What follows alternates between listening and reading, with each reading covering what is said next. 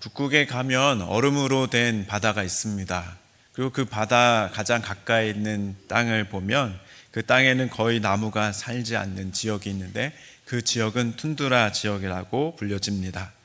눈이 많고 바람이 심하게 불고 혹독한 추위가 계속되는 그 지역인데요. 그 지역에서 조상 대대로 살고 있는 민족이 있습니다. 그 민족들은 네네츠족, 사미족이라고 불려지는 민족인데요. 그 사진을 한번 볼까요? 네네츠족 사람이 술록을 타고 썰매를 타는 모습이고, 그 다음 사진도 볼까요? 술록을 키우며 살고 있는 모습입니다. 그들은 이제 평균 그 영하 30도의 날씨에 살아가고 있다고 합니다. 심하면 영하 50도로도 그 기온이 떨어진다고 하는데요. 매우 추운 날씨가 계속되는 그 지역에서 살면서도 나무도 없고 또 그렇게 척박한 땅인데도 계속 살 수 있었던 것은 그들에게 술록이 있었기 때문이다, 그렇게 이야기를 합니다. 술록을 통해서 음식도 얻고 이동 수단도 얻고 추위를 견딜 수 있는 털옷과 또 집을 지을 수 있는 가죽을 얻는다는 것이죠. 생활에 필요한 필수품들을 술록을 통해서 공급받는다는 겁니다. 한 가정당 생존하기 위해서 술록이 보통 200마리에서 300마리 정도가 필요하다고 하더라고요. 그리고 술록이 많으면은 한 가정에 1000마리 이상도 키우는 집이 있다고 합니다. 그런데요, 그들은 이 술록을 너무 아끼고 사랑을 해서 수백 마리에서 1000마리가 넘어도 그들의 소유가 된 그 술록의 이름들과 특징들은 다 기억하고 돌본다는 겁니다. 그래서 항상 가까이 두고 항상 그 술록들의 사정을, 그 형편을 살피며 돌보고 있기 때문에 다른 집의 그 술록들과 섞이게 되더라도 자기 집의 술록들은 다 찾아내고 분리시킬 수 있다는 거죠.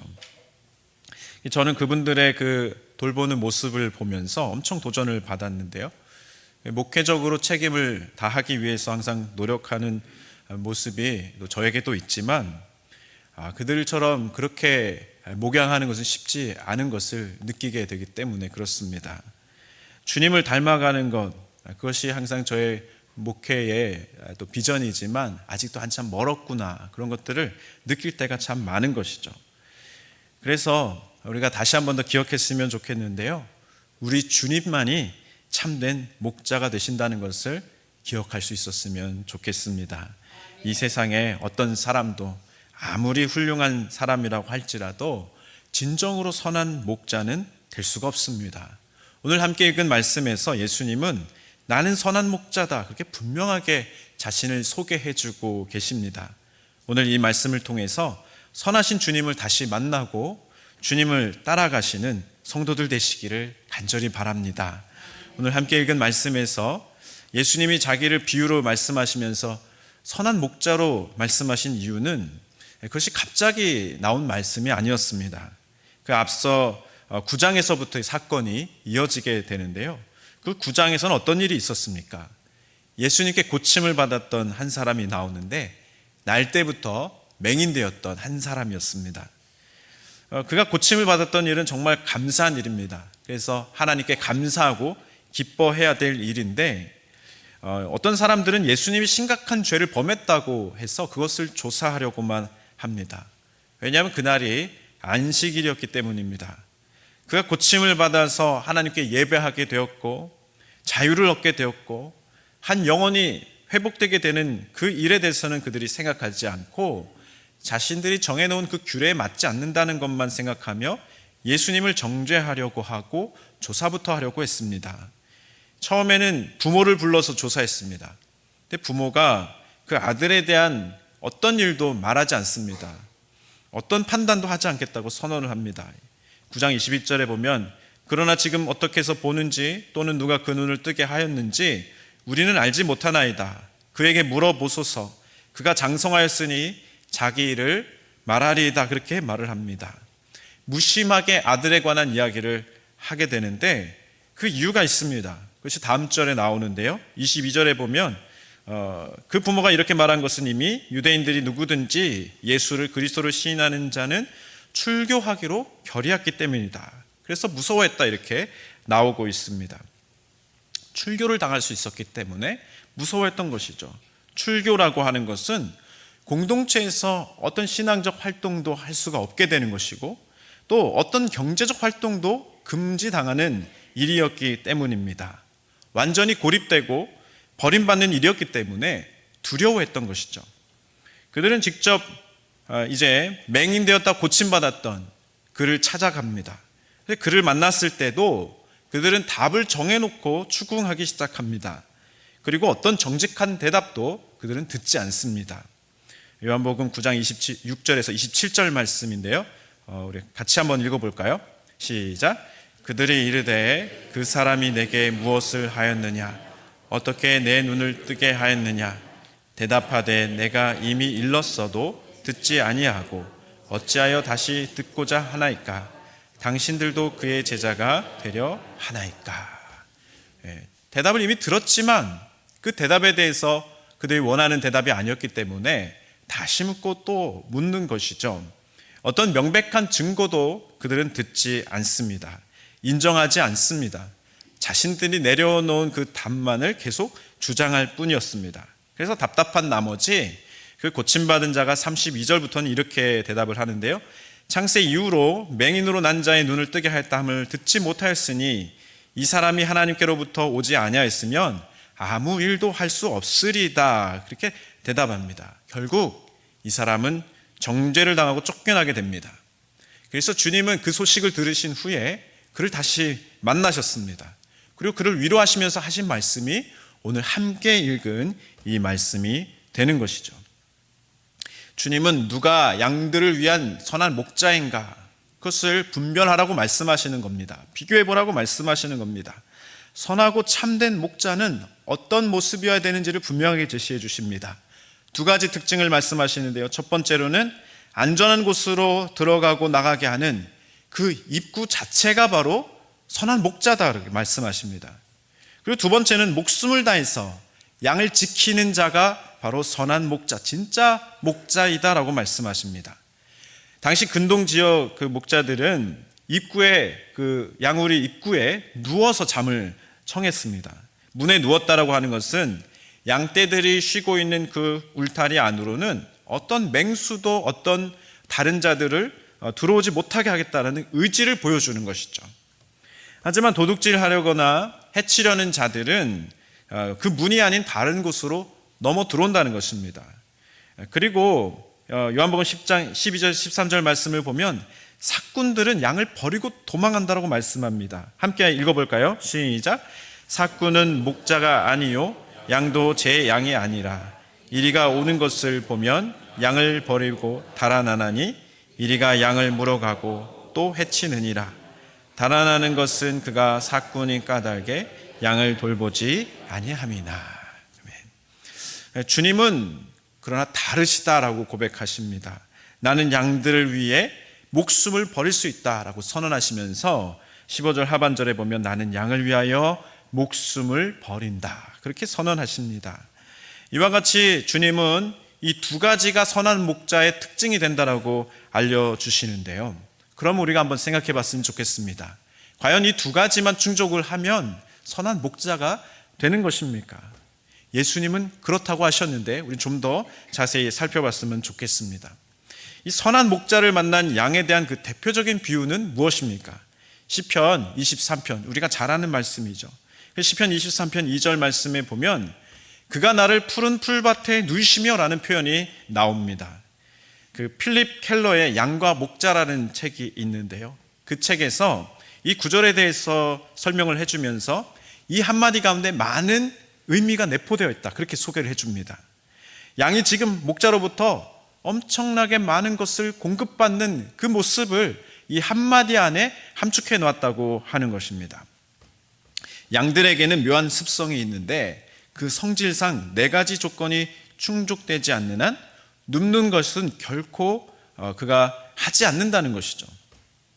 그 습성들이 뭔가를 한번 살펴보면요. 첫 번째로는 양들은 겁이 많아서 두려움에서 완전히 벗어나지 않으면 누우려 하지 않는 습성이 있다는 것입니다. 두 번째는 양들은 집단 생활을 좋아하기 때문에 그들 사이에 불화가 있으면 결코 눕지 않는다고 합니다.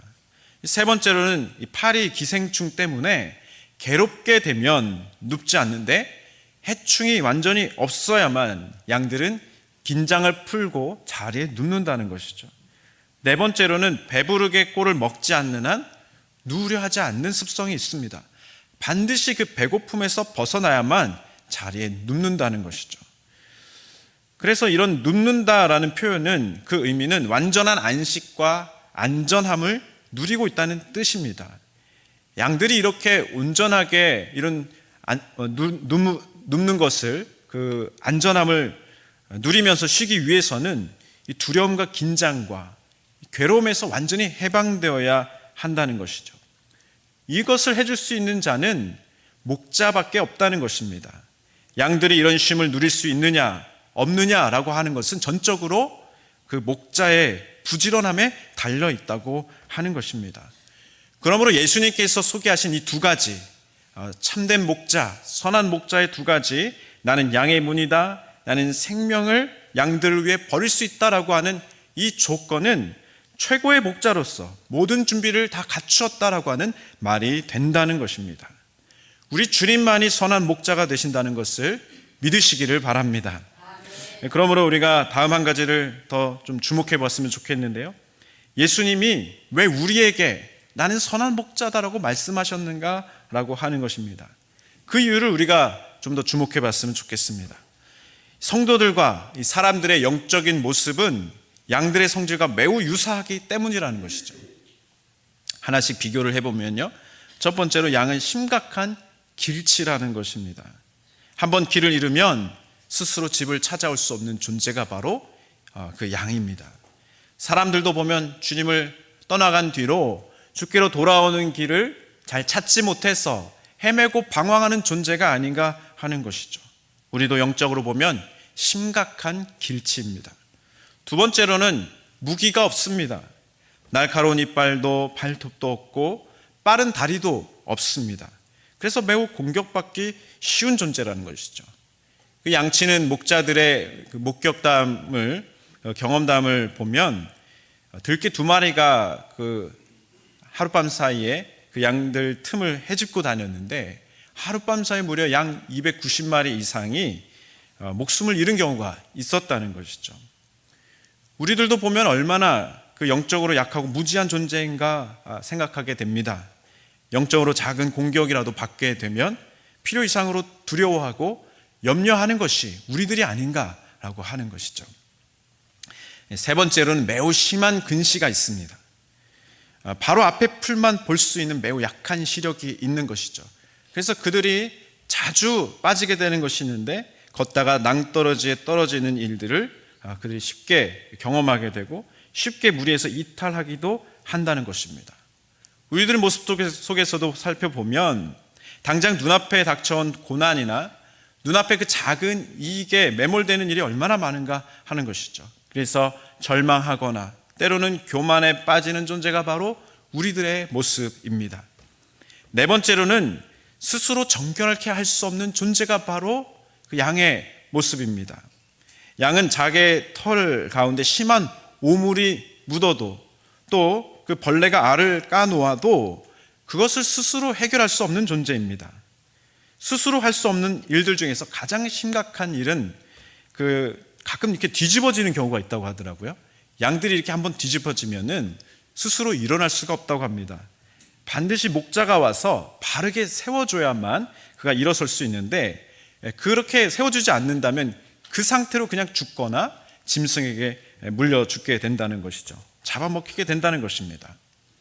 우리들의 모습도 살펴보면 어떻습니까? 자기의 죄를 스스로 씻어낼 수 없는 존재가 바로 우리들입니다. 넘어지고 엎드러지면 오직 예수님의 도움으로만 일어날 수 있는 존재가 바로 우리들임을 기억하게 됩니다. 이런 특징들이 양들에게 있는 것이죠. 또한 우리들에게 있습니다. 근데 이런 연약함 가운데에서 좋은 능력도 있습니다. 좋은 능력을 좀 살펴보면요. 첫 번째로 청각이 매우 좋습니다. 그래서 오직 자기 목자의 고유한 음성을 놓치지 않고 알아들 수 있는 능력이 바로 양들에게 있다는 것이죠. 그리고 두 번째로는 군집 본능으로 한계를 극복해가는 능력이 있다는 것이죠. 그래서 목자의 인도 아래속에서 무리 속에 있으면 아주 안전함을 누릴 수 있다는 것입니다. 맹수들도 사냥을 할 때 보면은 그 무리를 보면서 아무나 물고 해치는 것이 아니지요. 그 무리 속에서 약한